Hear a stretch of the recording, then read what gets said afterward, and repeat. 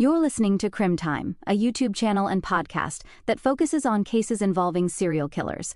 All of our cases are available in both Swedish and English. This recording may contain descriptions of violent crimes and should be approached with caution.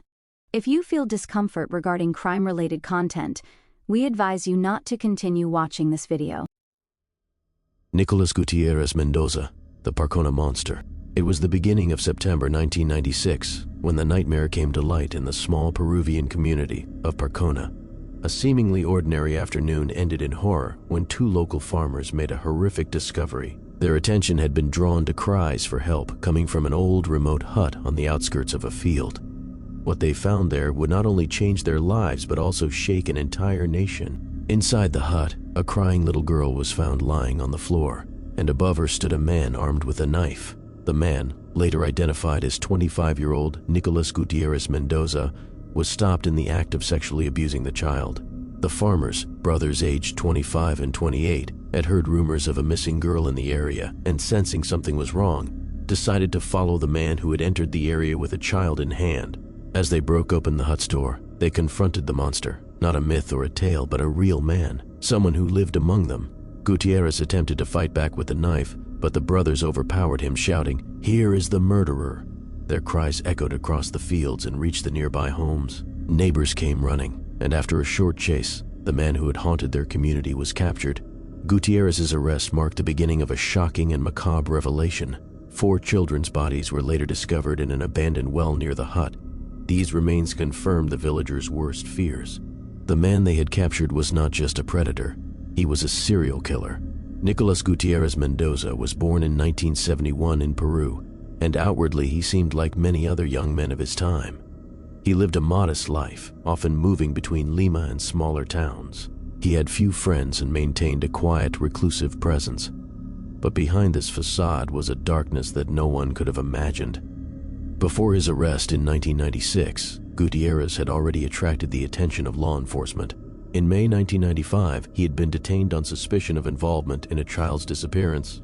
However, due to lack of evidence, he was released. This would prove to be a devastating failure by the system, one that may have cost the lives of several children. Gutierrez had a methodical approach to his crimes. In his own confessions, he described how he would follow a girl for 2 or 3 days, studying her routines, gaining her trust, and then luring her to a secluded area. Once alone, he would commit acts of unspeakable violence.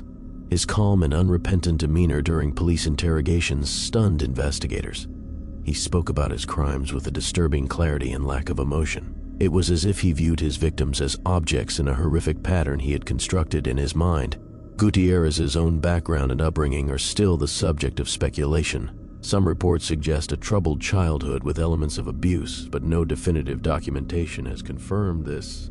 What is clear, however, is that his crimes were not impulsive. They were calculated, repeated, and executed with chilling precision. The most heartbreaking aspect of this case was not just the acts committed, but the lives lost.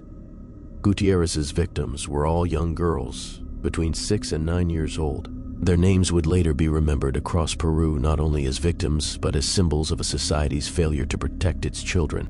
The first confirmed victim was 8-year-old Palmira, who disappeared on May 2006, 1995. She had left school early that day and was supposed to be picked up by her mother at 5 p.m., but Palmira never made it home. For days, her family searched, contacted friends, and pleaded with the police, only to be met with bureaucracy and inaction. Another victim, Jenny, 9 years old, vanished after visiting her grandmother on February 4, 1996. Witnesses had seen her walking toward the market holding hands with a stranger. Her body was discovered 6 days later, already in an advanced state of decomposition. There were also Johanna, Jacqueline, Kayla, Lydia, Karen, Gina, Lizeth, Noemi, and 2 girls whose names have never been identified. 12 girls in total, each with their own stories, dreams, and loved ones, were taken by one man's monstrous compulsion. Each family's grief was compounded by a system that repeatedly failed to act. Parents were often told that they had to wait 24 hours before reporting a child missing. This delay was often fatal. In many cases, it was the families themselves who initiated searches, knocking on doors, organizing neighborhood patrols, and posting flyers. The pain of loss was matched by a growing anger. The public began to ask hard questions. How could one man kill so many girls without being stopped? How could authorities be so blind for so long? Before fleeing to Parcona, Gutierrez had committed his first known series of murders in Lima. The capital of Peru, with its bustling streets and dense population, provided him anonymity. Between 1995 and early 1996, at least 8 of his victims disappeared from neighborhoods within the city. The killings often followed a grim pattern. A young girl would vanish after school, on her way to the market, or while playing outside. In many cases, neighbors or family members would later report seeing the child with a man who matched Gutierrez's description. However, lacking concrete evidence and hindered by slow bureaucratic processes, the police failed to connect the dots. Gutierrez seemed to thrive on this failure. He knew the streets, the routines, and the blind spots in the city's security. It wasn't until the last Lima victim, found dead just 25 meters from the home Gutierrez shared with his mother and Jose Galvez, that investigators began to take a closer look. The proximity of the crime scene to his residence raised immediate suspicions. Neighbors began recalling strange behavior. Still, it was not enough for an arrest. Gutierrez, sensing the mounting tension, decided to flee the capital. He believed that a smaller town would offer better chances of evading capture. His flight to Parcona marked the transition between his first and second wave of murders, but it was also where his reign of terror would come to an end. As the scale of Gutierrez's crimes became clear, attention quickly turned to the role of the police and other authorities. How had a man with such a pattern of violence gone undetected for so long? The answer lay in a combination of factors: under-resourced police forces, outdated investigative methods, and a bureaucratic mindset that often delayed urgent responses. Parents who reported their children missing were regularly told they had to wait 24 hours before action could be taken. In the case of child abductions, this delay could mean the difference between life and death. Moreover, Peru at the time lacked a centralized system for tracking missing children. Each police precinct operated more or less independently. This made it difficult to identify patterns that spanned multiple districts. Gutierrez exploited this weakness with ruthless efficiency. He moved from one neighborhood to another, one city to another, always staying just ahead of suspicion. The moment authorities began to close in, he disappeared and started again elsewhere. His brief detention in May 1995 was another missed opportunity. He had been arrested on suspicion but released due to lack of evidence. The standards for prosecution were too high, and without physical proof or a witness willing to testify, suspects often walked free. This systemic failure outraged the Peruvian public. Demands for reform grew louder, with calls for faster police action, better forensic capabilities, and the creation of national child safety registries. On September 4, 1996, it was not the police or federal investigators who ended Nicolas Gutierrez Mendoza's reign of terror. It was the ordinary people of Parcona.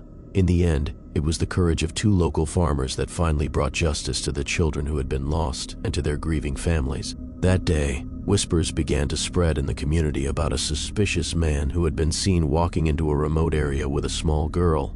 The man, later confirmed to be Gutierrez, had led the child toward a desolate hut on the outskirts of Parcona, a small town located roughly 300 kilometers south of Lima.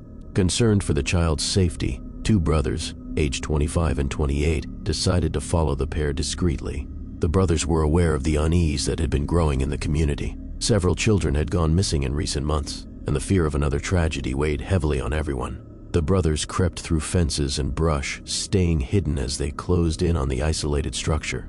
Then they heard it, faint cries for help. It was the voice of a child, unmistakably in distress. They didn't hesitate. The 2 men forced their way through the door of the hut and were met with a chilling sight. A young girl was on the floor, crying, while Gutierrez stood above her, armed with a knife. He was seconds away from committing yet another atrocity. A violent struggle broke out. Gutierrez slashed at the brothers with the knife, but they managed to subdue him. As they restrained the killer, they shouted, "Here is the murderer!" Their voices echoed across the dry landscape. Neighbors and nearby villagers heard the commotion and rushed to the scene. Realizing he was outnumbered, Gutierrez made a desperate attempt to escape. He broke free and ran, but the villagers gave chase. Determined to stop him at all costs, they pursued him relentlessly. The fugitive was cornered and, with no way out, finally surrendered. The people of Parcona had done what trained authorities had failed to do time and time again. Police arrived shortly after and formally arrested him. But the capture was just the beginning. The villagers directed officers to a nearby abandoned well where they had seen Gutierrez lurking days before. Upon investigation, authorities uncovered the remains of 4 children. The discovery confirmed what many had feared, that Gutierrez had been using the area as his latest killing ground. News of the arrest and the grim discovery sent shockwaves across Peru. For many, the villagers of Parcona were hailed as heroes, ordinary people who had stood up against an extraordinary evil. Their bravery not only saved a child's life but ensured that Gutierrez's campaign of violence ended then and there. The moment was bittersweet. Though the killer had been caught, the community now had to grapple with the horrifying truth that such atrocities had occurred in their midst, unnoticed for too long. But amidst the grief and trauma, one thing was clear: the courage and solidarity of the people of Parcona had made all the difference. Following his capture, Nicolas Gutierrez Mendoza was swiftly transferred under heavy guard to Lima, where the justice system prepared for what would become one of the most notorious trials in Peruvian history. The entire nation waited anxiously as the full extent of his crimes was revealed. The trial began in early 1997, less than 6 months after his arrest. The evidence against him was overwhelming. Witness testimonies, the discovery of the children's remains, and most damning of all, his own confessions. During police interrogations, Gutierrez had coldly admitted to sexually abusing and murdering at least 12 young girls. His accounts matched the timeline of disappearances and matched forensic evidence found at crime scenes. In court, Gutierrez appeared detached and unemotional. He showed no remorse. As grieving parents recounted their loss, as evidence of his crimes was presented, he remained disturbingly indifferent. His lack of reaction only deepened the sense of horror surrounding the case. Many of the families of the victims attended the trial, clutching photographs of their lost daughters. Journalists captured heart-wrenching scenes of mothers weeping in the courtroom, of fathers clenching their fists in silent fury. The trial also revealed damning critiques of Peru's criminal justice system. Lawyers and journalists highlighted how the system had failed to act decisively, even after Gutierrez had been arrested in 1995 and subsequently released. The outcry sparked national conversations on child protection laws and the need for judicial reform. After several weeks of proceedings, the court reached its verdict. Nicolas Gutierrez Mendoza was found guilty on multiple counts of rape and murder. In 1997, he was sentenced to life in prison without the possibility of parole. The sentencing brought a measure of closure, but for many, it was not enough. There were growing calls to reinstate the death penalty or introduce chemical castration for serial offenders. The public's outrage was palpable, and the case left a permanent scar on the national conscience.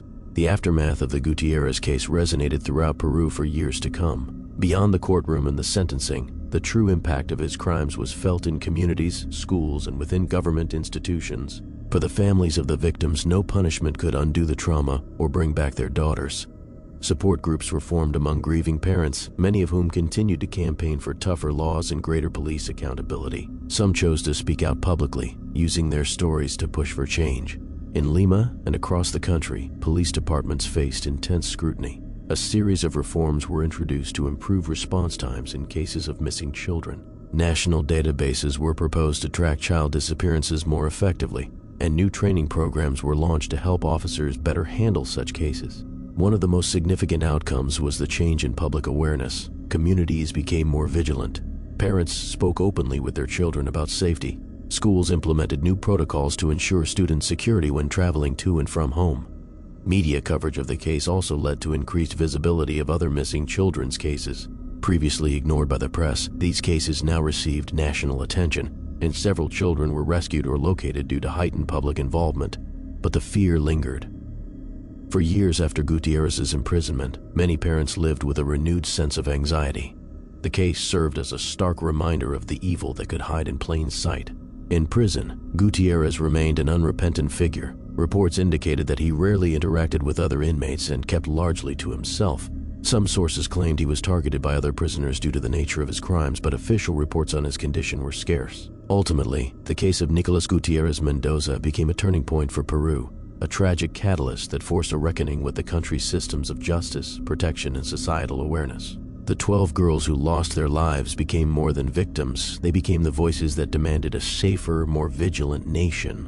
When the verdict against Gutierrez was delivered and the news coverage began to subside, there were those who could not or would not move on. Among them were the parents of the murdered girls. For them, grief was not a chapter that could be closed with a sentence or a memorial ceremony. Their sorrow transformed into a driving force, a will to create change and prevent other families from enduring the same hell. Palmira's mother, Rosario, became one of the most prominent voices in this movement. Together with other relatives, she founded the organization Ni Una Más, Not One More, which worked for increased child safety, better education on child protection and harsher penalties for sexual crimes against minors, the organization quickly gained traction in both media and politics, not least because it had a human face, a mother who lost her child to a monster. Over time, the movement began to influence legislation. A new national child protection law called Palmyra's Law was introduced in 1999. It required schools, daycare centers, and authorities to report any suspicion of abuse immediately. In addition, special police units focusing solely on crimes against children were established. Several parents also engaged in their local communities. They visited schools and youth groups, held lectures, collected signatures, and participated in community forums. They became a symbol of how deeply personal trauma could be transformed into collective responsibility. "We had to become strong," said Liz's father during a march in Ica, "not because we wanted to, but because we had no other choice." Although their fight could not bring their children back, it created ripples. Other families in different regions began to organize. A network of parental associations emerged, advocating for faster legal proceedings and better care for surviving children. A new civic society was born, one that refused to remain silent. Nicolas Gutierrez Mendoza was sentenced to life imprisonment in 1997 and placed in a high-security prison in southern Peru. From the outset, it was clear that he could not be placed among other inmates. His crimes, especially those targeting children, made him a target even in the criminal world. During his first few months, he was attacked twice and was subsequently moved to isolation. His life became monotonous and sterile. Daily routines were strictly monitored. He was not allowed visits beyond official inspections or legal meetings. Several attempts to engage him in dialogue by documentary filmmakers and journalists were rejected by both him and the prison administration.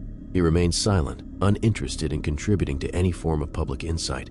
According to reports from prison staff, Gutierrez showed no signs of remorse or reflection. He lived in silence, reading books on philosophy and psychology, but rarely spoke to anyone. One psychologist described him as a man who exists but does not live. It's as if he's turned off all human functions that aren't necessary. A particular point of debate was whether he should be given any form of rehabilitation. Some experts argued that individuals like Gutierrez are beyond rehabilitation, that their psychological drivers are so deeply rooted that change is unlikely. Others believe that even the worst criminals should be offered treatment, if only for the sake of research. None of these arguments changed Gutierrez's situation. He remained in isolation, with little contact with the outside world. His name is mentioned less and less in the media, but he is not forgotten. With every new report of missing children in Peru, the memory of him is revived. He is constantly present in the collective consciousness, a reminder of the worst that can happen when society ignores warning signs. And there, behind prison walls, he continues his life in the shadows, without a voice, without an audience, without forgiveness. What do you think about the case you just listened to? If you're interested in more, feel free to check out our other crime stories. You're always welcome to send us tips on new cases. We'll consider them for future episodes. We hope you enjoyed listening, and don't forget to share Krimtime with others who enjoy this type of podcast.